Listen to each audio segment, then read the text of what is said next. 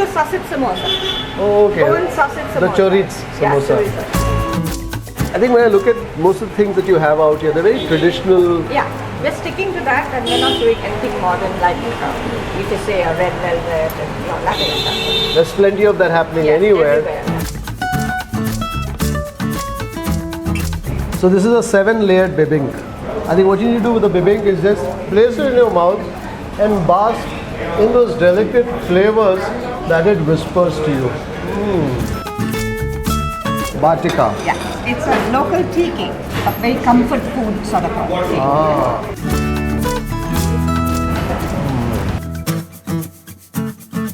Rum ball. Rum ball. It's supposed to be the best rum balls in India. Really? So what makes a good rum ball? The quantity of rum, I think. That's why it's called 100 rum. points for that answer. It's got to taste boozy. Yeah, it has. So this is from the fresh cashew. Yes, the juice that comes out of the cashew. Cheers. Cheers. It's out of this world.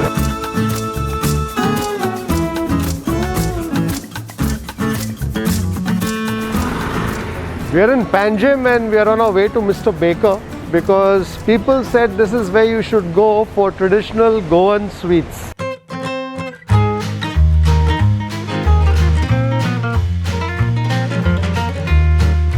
Hi, are you Nenette? Yes. My name is Kripal Amanna, Hi. Food Lovers TV. Oh, hi. Hi. How are you doing? Very well. Come to Mr. Baker. And Thank you very much. Thank you for dropping by. Wonderful to be here. So this has a 100-year-old history. legacy. Yeah. And how did this begin? My grandfather, Okay. he started the business in 1922. And what was his name? Pedro Vincent Vaz. Began in Moira, where he probably just started shop there and Okay. a small hub. Yeah. Okay. And then within a year or two, I think he moved to Maksa. Okay. And that's where it all began. Yeah. On a Okay. bigger scale. There are not too many businesses that can say they've been around for a century. So have things changed a lot over the... Yes, I think from my grandfather's time, it has changed a bit because he must have started with toast and biscuit and bread, something Okay. simple. Okay. But he was also a trader in Oh, those okay. days, yeah. Okay. Because we never used to have our own flour and margarine. So we used to import it Okay. from abroad, Okay. and all the bakeries in Goa would pick it up from Oh, him. okay. Yeah. That's the bebinca. Okay. So that's a wood-fired bebinca. Yeah. And this one is done on an electric oven. So what's the difference in terms The of ingredients are the same, just the baking method. Egg yolk, coconut milk, sugar and flour. sugar and Yeah. flour? And how many layers is your bebinca? 7. 7. You can go up to 11. Up to 11. Yeah, yeah. So is there any reason why you do 7? Because we sell it in half a kilos, and Okay. if you go 11, then it becomes smaller. All right. The weight will increase. All right. Is there a difference in terms of the flavor between the classic? Slightly, yes. Okay. This would be a little smokier and a little more softer. This is dodhol. Oh, the dodhol. Yeah. Okay, so this is made with the palm jaggery. Yes. No egg. There's no egg. So this is basically for those who want to stay away yes. from eggs. This is, of course, as rich in the eggs as you can get, right? Yes. There's more eggs than flour in it, Yes. right? The flour only comes for the binding. For the binding. Yeah. And then loads of butter in between every layer, just to kind of... Yeah, and the coconut milk. And the coconut milk, of course. Every bake would take us about 2 hours of baking because every layer would take us about 20 minutes. 20 minutes. Yeah. And the dodhol, This is just cooked over fire and then poured for it to set. alright, so that's the palm jaggery and what else? Yeah. Wheat flour, a little bit of rice flour. Rice flour. Yes, and then coconut milk as well. And coconut milk Yeah. as well. Fantastic. This is battica, also one of our very good items. It's made Okay. of rava and coconut. And coconut in it. Grated coconut, not coconut milk. Okay. Eggs. So coconut is a big part of Goan desserts, and that's called the battica. Battica. Here again, coconut biscuits. Coconut This one. biscuits. This is guava cheese Oh, the guava cheese, of course. made of guava and sugar butter. Ah. So these are the traditional Goan treats. We do something called the jammies, Okay. shortbread jammies, which are quite popular. Rum balls are also very good. Okay. It's supposed to be the best rum balls in India Really? because we use Rum. Ulman can really use a lot of. And I'm told your family also has a background in the Liquor business. In the liquor Yeah. business. One of the But they are best. more into penny. More into Fenny. Yeah. And I'm told one of the best fennies. If you say so, sir. That's what I've heard. Thank you.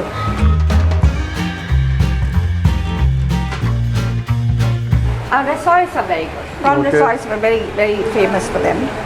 And then these are beef chops down here. And the croquettes. Croquette, beef croquettes. And here we have our puffs and our samosa. We do sausage samosa. Oh, okay. Goan sausage samosa. The chorizo Yeah, samosa. chorizo. No points for guessing. That's something that I'm definitely going to taste along with the bibing. I think when I look at most of the things that you have out here, they're very traditional. Yeah, we're sticking to that and we're not doing anything modern like you could say a red velvet and Latin stuff. There's plenty of that happening Yes, anywhere. everywhere. I think it's really interesting to see establishments like these that are over a century old. They occupy prime space here in the heart of Panjim. It would be very tempting for many people to say, okay, fine, we've got great location, let's add this, let's add that. But out here, the family has been sticking to what they have been making, baking over the years. My mom, if Mr. Baker is what it is, it's because Yeah, and your mom's name? Delia Vaz. Delia Vaz, okay. So she was the driving force she was the behind. driving. So the recipes that you have today, so are they recipes that you have? Some of them, yes. And where do you bake? In Saligaon, Oh, okay, we have a kitchen behind as well. Okay. And we do the snacks here. okay. And we have a factory in Pilen. Okay, so that's where the bibing and all of that is made. Okay, fantastic. So I think after all that talking about Mr. Baker, I think it's time to do some tasting. Sure. No, it's really heartening to find spaces like these that stand for a legacy that's 100 years old, where they have not wavered in the least. There was a certain way of life that the founders adhered to when they began this enterprise a century ago, and that's what the third generation too is adhering to even today. I think that's a wonderful thing about walking into spaces like these and savoring these experiences.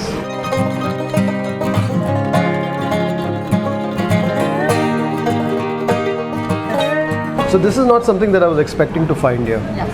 This is a very seasonal thing with Mr. Baker. Okay. And it's non-alcoholic. So And this is sold only 1 month of the year. yeah, about 4 weeks or 4 5 weeks. weeks maybe. It just depends on the crop. So this is from the fresh cashew. Yes. Goes to a squeezing the whole Fruit, okay. Yeah, yeah. And that's the juice that comes out of the cashew. Ah, Because later, after this, is the next stage called the urak. urak, okay. Yeah. So that's fermented a bit. That's fermented. Okay. And the ultimate is the fenny. So this is just squeezing up the juice. Is there sugar added to it? Nothing. Not even a grain of sugar. Cheers Cheers. to making us start with the farm fresh Niro from Mr. Baker. It's out of this world. You know, when I was a kid, I come from Mangalore. I was born there. My grandfather had a home and he had this orchard behind with the cashew trees. So you're aware of it? I'm aware of that. And we would climb those cashew trees because they were not too tall. Yeah. They're kind of Yeah, more yeah. spread out. Yeah. And we would eat the ripe cashew. Yeah. And that's the exact flavor that you've conveyed to me in this bottle. Yeah. Wow. I'm just reliving that memory. And I take this is very popular because I see a list there. Yes. Nowadays, we don't even have time to keep it on the counter because everyone's already ordered for it the previous day Okay. and it's out. So if you want to taste this here, especially if you come only during this time in Yes. summer, you have to pre-book it. The Niro. Make a beginning with the Sausage samosa? sausage samosa. I think this is the Goan equivalent of breaking bread. I like the crisp flakiness to the pastry.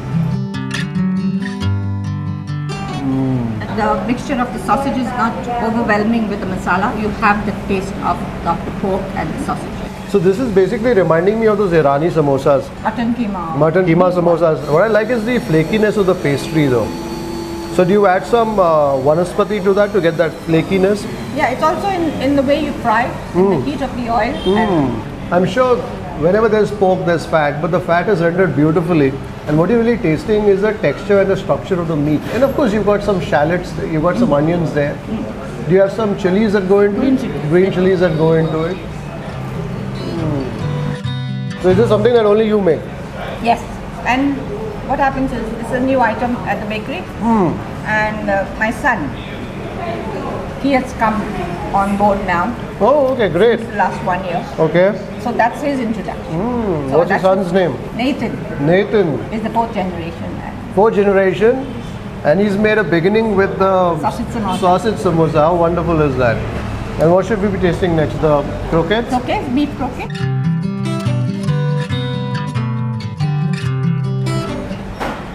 So things like the croquettes are pick-me-up sort of snacks. They are all-day snacks. And typically these are had at room temperature usually, is it?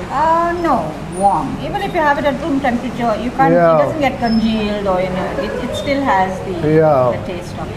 You do it out of beef mince. You do it out of beef mince, and then of course you have the breadcrumbs and the eggs, and it's deep fried. It is deep fried. What I'm excited to get to next is that risoi. You got to taste this with me. People have told me that the risoi here is different. I'm no risoi expert, so what makes this risoi? We don't make it very creamy and cheesy because then it becomes like a cheese risoi. So you should get more prawn on the bite. Yes. Because after all, you're eating a prawn risoi.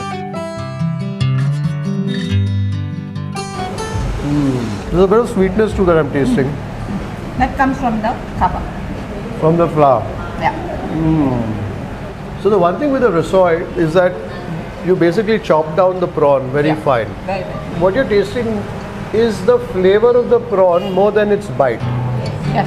Right? Yeah. That's what you're registering. And being such a small snack, you can't put Big prawns on there. I just love the flavor of this. So I think we're done with the savories, and now we get to the sweets. Let's go for the bebinca. Yeah? All yours. I'm not a sweet lover. Really? Yeah. But you make all these sweets. So this is a 7-layered bebinca. You can actually count all those layers because the bebinca is cooked layer by layer. So each layer is baked and then goes some butter. Yeah. And then another layer is poured on top, again baked. So it's a tedious process. You said It's a very, very long process. the dark brown that you have in between, that is what? We don't use any other color to give it that brown lines. But with every bake, the top layer gets the top baked, layer. No? Without any further ado.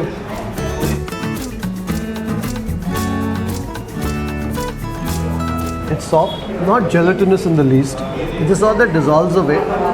You know, it's rich in its creaminess and also a hint of that egg yolk. But just about that time, that's when the nutmeg A little bit, yes. begins to whisper to you. Yes, just a wee bit. I think what you need to do with the bebinca is just place it in your mouth and bask in those delicate flavors that it whispers to you. You know, there's sometimes when you tasting bebinca, and I've tasted those specimens too, where the egg yolk can be very overwhelming. Yes. Out here, because I know what egg yolk tastes like even in baked products, I can get a sense of that. But it's not in the least overly eggy. Yes. So there's also a slight caramel sort of a note that I taste in that. Yeah, because the sugar is in the batter, and when you bake it by the layer, every layer gets caramelized, so the brownness also comes to the layer. And that's what you're tasting too. So you're tasting that creaminess of the dessert, you're tasting a bit of that caramelized sort of an edge, and then towards the end, it's a nutmeg that you taste that wafts through your palate and also helps, in a manner of speaking, cleanse your palate before you go for the next bite of the bebinca. Yes, like a cleanser. It works as a cleanser. You know, there are people who combine the bebinca with ice cream, and I know that's a very popular combination. But I think to appreciate a bebinca, you have to taste it on its own. Because the sweetness of the vanilla ice cream will overpower the delicate delicacy that the Goan bebinca is. Delicious. Absolutely delicious. I think this is one of the best bebinca that I've ever tasted. Thank you very much. I think on that note, we should go next to the battica. Yeah, it's a local tea cake, and it's so much lighter, a very comfort food sort of a cake. In fact, I can already feel its texture in the semolina. Yes, coconut and semolina, and a bit of egg. Egg to bring it together. Yeah. Okay. There's no flour. There's no flour in this. You're tasting in this the grainy bite of the semolina, and just when you begin to think, is it a tad dry? I think that's where you bite into the coconut. The battica is my favorite. Yeah, and you're not having one. I have. Oh, I'm sorry, I didn't offer you. I thought you said no sweets. And I get the fact that this could make for a great tea cake because it's not too moist. So when you sip some tea with it, that would seal the deal. Yeah. So you initially taste a bit of the graininess of the semolina, and then once the semolina disappears, you bite into that crunch of the coconut, the fresh coconut that goes into this. So tell me, the people who bake for you. I have the local ladies who work. You know, this sort of thing. It's very local. There's no commercial hint in it. And I won't make it for 2-3 days. Every morning I will get a fresh batch. Wow. So does it get more and more difficult with every passing year to adhere to traditions? Or do you have to make more effort? Nothing. Yeah? Once it's set, it's set. Unless you want to tweak the recipe and which we don't do that. Okay. The ingredients change, right? So like the bebinca, when was it first made in Mr. Baker? 20 years ago? 20 years ago. So the quality of the egg, so let's say the butter or the egg, you know, so this quality of the ingredients change. So how do you balance that out? So talking about the bebinca and the eggs. Earlier in those 30 years, we would use the local eggs from the chicken itself. And that taste of the local hen and the egg would make it. For people like you who've seen it 30 years ago, you probably register that. But now you can't do such things. You can't do such things. It hasn't moved up too far at all. We make sure that. Well, after that battica, it's time to head to the rum ball. Rum ball. So what makes a good rum ball? The quantity of rum, I think. That's why it's called 100 rum. points for that answer. It's got to taste boozy. Yeah, it has to. So what is the process to making a rum ball? So you begin with the cake first, a typical sponge And cake. then you form it, you add your mixtures of rum, some fruit in it. Even without tasting it, that rum has given away the plot.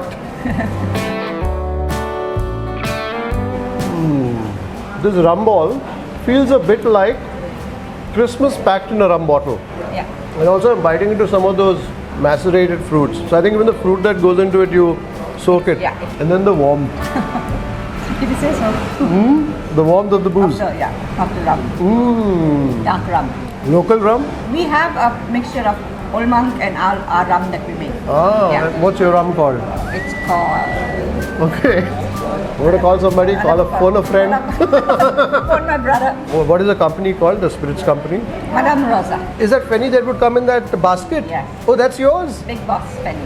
Oh! That was our initial bottle. That was the first one. My father, he's no more, God bless his soul, but whenever he would come to Goa, I remember as kids, he would bring back these Madame Rosa, Big Boss, and he had a little bar in the cupboard that he would pull out, and it had a cane basket around it. And once he was done with the penny in it, my mom wouldn't let go of that because it would go on top of the showcase. Yeah. So we had plenty of those baskets. So that's your family. Oh. Yes. So that was my dad who came up with the fancy bottles and the idea of the basket. And wow. You know, I hope when you come to Mr. Baker 1922, I hope you're lucky enough to meet Nenette and hear from her some of the fascinating stories and also taste some of these things that's really taking me back. Delicious. I think this would also make for that perfect after dinner sort of bite. Instead of a liqueur, wow, I think a rum ball. That's a compliment. Because you have the sweetness that you want in a dessert. Yeah. And you also want a bit of that boozy warmth. Yeah. I like that. And a liqueur is the spirit and the sweet. And there you have it all packaged in that rum ball here at Mr. Baker 1922. Thank you very much, Nenette, for welcoming us to Mr. Baker. It's been wonderful not just tasting these products but also speaking to you and understanding what has gone into the making of Mr. Baker over the last century. Thank you, Kripal. Thank you very much for coming by and honoring us with this. The pleasure is entirely mine. So if you are in Goa, anywhere in Goa, South Goa, North Goa, Central Goa, wherever you may be, and you want to taste a scrumptious slice of Goan history that goes back a century, definitely find your way to Mr. Baker 1922 in the heart of Panjim. And don't leave without tasting all the things that I've tasted, and definitely that very special bebinca And don't forget to pick some of those rum balls for that delicious, boozy, liquorish sort of a hit when you get back home. Because that's the sort of bite that will remind you of Goa. I hope you've enjoyed this episode of Gourmet on the Road. Until the next time, take care, stay safe, stay strong, and happy eating and drinking. Thank you, Kripal. Thank you very much. Thank you, the honor is mine. So wonderful to be here and I just loved it. Food makes no pretenses, and honest food speaks to you. Honest food touches you. Honest food triggers a memory. Honest food conveys a lot of emotions, and that's what I go looking for. I don't always find it, but when I find it, I'm thrilled. And that's my state right now. Thank you so much. Thank you very much. Thank you. If you'd like to support the work that we do at Food Lovers TV, do consider joining our membership community on YouTube by hitting the join button below or on the home page. You could pledge a nominal sum and receive special privileges like behind the scenes footage, shoot updates, access to live Q&As and a lot more. You could support us on our Patreon page as well. For more info, check out the links in the description below. If you like this video, don't forget to subscribe, like, share and leave a comment below. Happy eating!